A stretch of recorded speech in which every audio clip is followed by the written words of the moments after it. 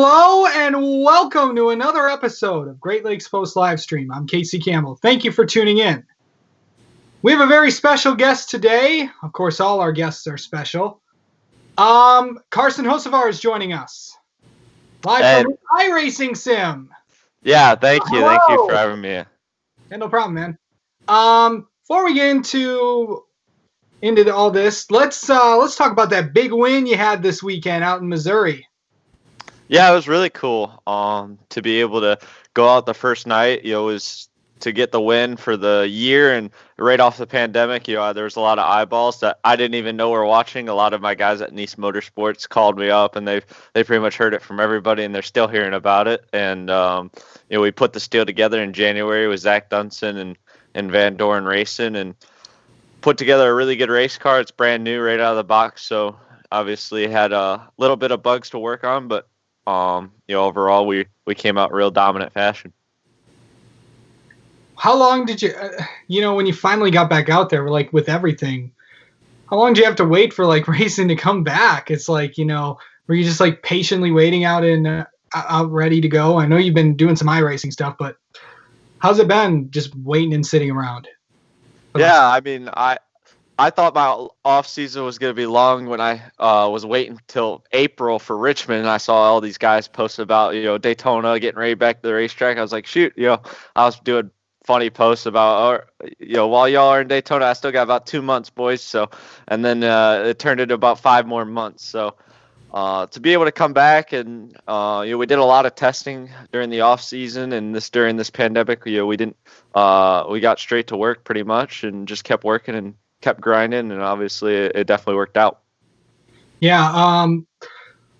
All right, coming up, we'll let you know what happens next with Carson, and we'll get you know about how he got his start in racing. We'll be back.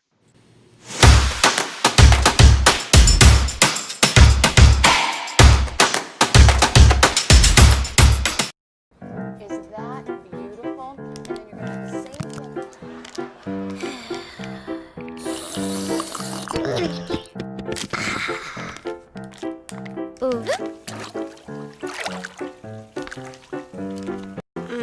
Is your money not sure what to do with itself? At Ally, we'll help it save for the future with our smart savings tools. For all things money, you deserve an ally. And we're back. Carson Hocevar joins us. So Carson, how did you get this racing thing going? Pretty much saw it when I was young, and watched NASCAR like when I was 2 years old. Just turned it in from just seeing the colors of the cars go around in circles to really loving the sport and really loving cars and racing, and found quarter midgets when I was about 6 years old, and just kept working on racing and trying to learn everything I could, and got hooked up with Johnny Benson when I was 11 years old and got out with Outlaw late models, and then pretty much just kept progressing from there to late models to ARCA, and now 9 races with Nice Motorsports and trucks. Yeah. You're from the west side of the state in Portage. The track out there, is, of course, the good old Berlin Raceway. You're well known around these parts. What's it like going out onto the west side of the state and racing at a short track out there? It's awesome. Everybody you talk about everybody knowing me, but I was the kid that went around the racetrack when I was about 6 years old, and I know every single driver, and they kind of know me just because I was one of the only ones that would be there and show up to every autograph session, whether I've got their autograph about 85 times or one time because they were the first time there when I was there. So everybody's kind of grown up, or I've kind of grown up knowing all those guys, and now to be able to race against a lot of them, and then to see the support when I progressed into ARCA and now trucks is really cool experience. Yeah, it's been good. You've raced a lot in these days, and what do you have a favorite race that you've raced in like ARCA or something? Do you have besides Berlin? Do you have another favorite racetrack you like?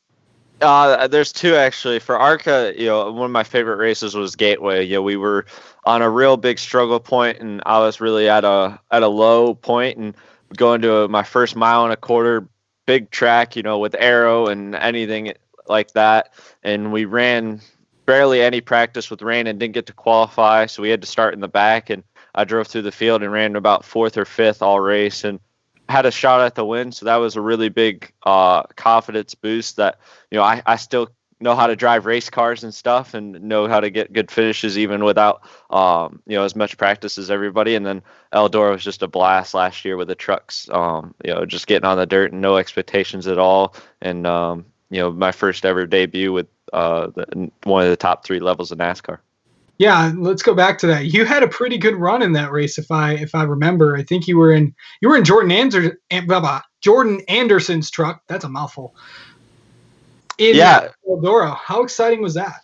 Yeah, it was really, we went into it, and I wasn't even quite sure if I was going to do it or not. You only get your debut once, and I wasn't sure what we were going to do. And in this sport, you gotta perform at every single race every time you get to the racetrack, and I wasn't sure that I could perform at that high caliber or anything, because I'm not a dirt guy or anything. But I kind of really got talked into it, Johnny, and everybody had to tell me that I was good enough to compete at that level. And we finished third in the heat race, started 13th, and I think we were 7th in the first stage. And we got caught up in wrecks, but we were still running inside the top 15, even though we were a couple laps down. But that was a lot of fun, just to be able to go out there with those guys and not really have any expectations, to just go out and just have fun. It was definitely a really good time. All right, coming up next, we'll talk about some things that you may not know about Carson Hocevar. We'll be right back.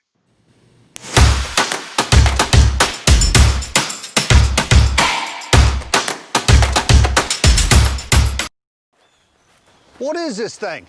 A Roxor. Ain't no turn signals. No track. This goes. Ain't no plastic. Nope. Box steel frame, too. Woo-wee, that's pretty.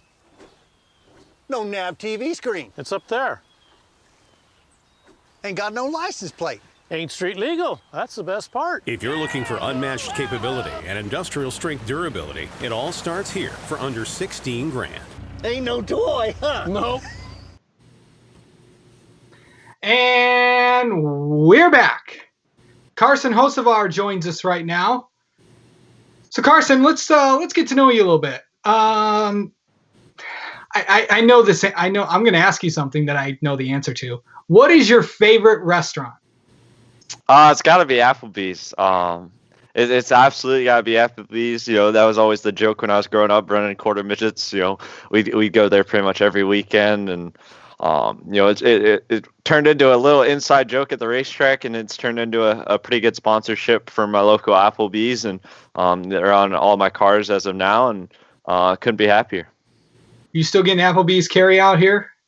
Oh yeah, for sure. I'm getting Applebee's as much as possible. We went to Applebee's at I-44 and won the first race of the year. And I'm not much for stereotypes, but our rituals or whatever the call may be, and at the racetrack or anything. But you definitely gotta go to Applebee's one time that weekend. What's your biggest pet peeve when it comes to racing? When it comes to racing, I guess racing lap cars and stuff. You gotta. When you're the leader, there's a different story with race lap cars, but it was kind of a struggle at I-44 racing with lap cars, racing you real hard, and so that obviously gets annoying when you're trying to reel in the guys in front when you're not winning the race. And what's the most interesting thing people don't know about you? The most interesting thing, that's a tough one. In this pandemic, I've really found out away from racing, I'm very, very boring. I was very, very boring. Probably just weightlifting. I really love weightlifting. Johnny Benson told me when I was younger that I need to find a hobby away from racing for that very reason of you'll get bored very quickly if you're not at the racetrack. But I have a trainer, Alex. He came to the racetrack, and he comes to my house a lot, and we go to the gym and stuff. It's just been a great time learning all that stuff, and that's definitely been my away from racing. All right. Well, Carson, thank you so much for joining us, and Good luck to whenever you get back on the racetrack.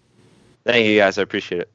And we'd like to thank all of you for the privilege of your time watching our Great Lakes Post live stream. I'm Casey Campbell. We'll see you next time.